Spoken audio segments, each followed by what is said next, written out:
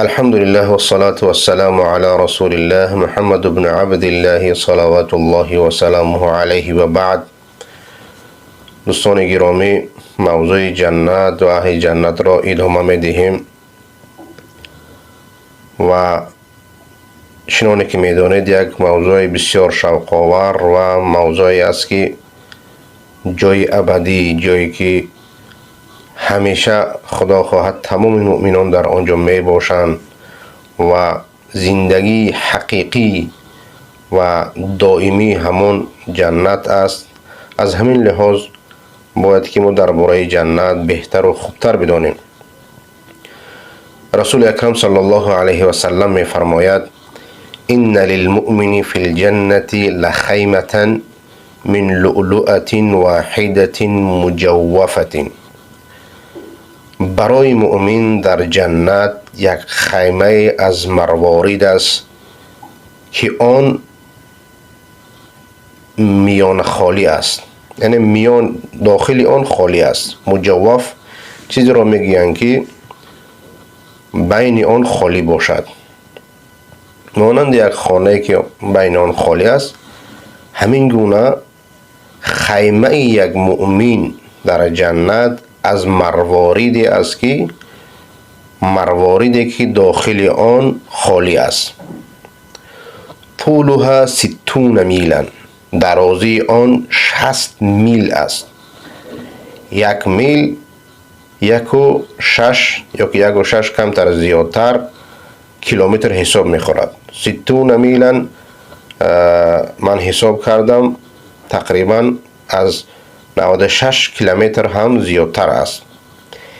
یعنی که درازی این مروارید 96 کیلومتر و اندک زیادتر هم می باشد. للمؤمن فیها اهلون، آن مؤمن در این مروارید اهل و خانواده دارد. یعنی در هر گوشه این مروارید این مؤمن چی دارد؟ خانواده دارد که در آن زندگی میکنند. یطوف علیهم المؤمن فلا یرا بعضهم بعضا. مؤمن به همه این خانواده های خود می رود، سیر و گشت می کند، آنها را می بیند و آنها یکدیگر را نمی بینند، زیرا که بسیار یک مروارید کلانی است که در داخل آن این مؤمن زندگی می کند و یکدیگر را نمی بینند، چون که مسافه بین آنها زیادتر است.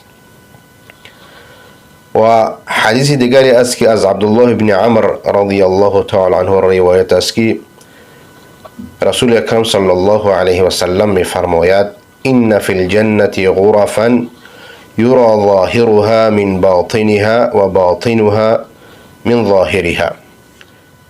در جنت حجره های است که داخل آن از بیرون دیده می شوند و بیرون آن از داخل دیده می شود، یعنی که شفاف از بمانند شیشه.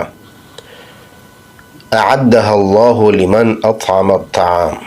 الله تعالی آن را آماده ساخته است برای کسی که خوراک می دهد، برای کم بضاعتان، برای فقیران، مسکین ها، برای ناداران. یعنی که انسانی که دست به خیر است، انسانی که همیشه خیر میکند، صدقه میکند و چاروا میکشد برای کم بضاعتان، برای این گونه انسان الله سبحانه و تعالی در جنت همین گونه حجره ها را آماده ساخته است که در آن زندگی میکند. و افش السلام.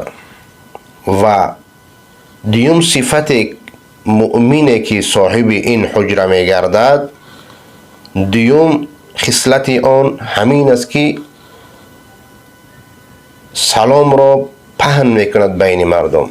در بین مردم وقتی گشت و گذار می کند السلام علیکم و رحمت الله و برکاته به همه که می شناسد یا اینکه نمی شناسد برای آنها چی می کند؟ سلام می دهد. و سوم خصلت اینها چی است؟ و صلی باللیل و الناس نیام. و نماز می خوانند در شب در حالی که دیگرها در خواب هستند. یعنی که قیام اللیل میکند. این خصلت های کسانی هستند که الله سبحانه و تعالی برای آنها این غرفه ها را آماده ساخته است.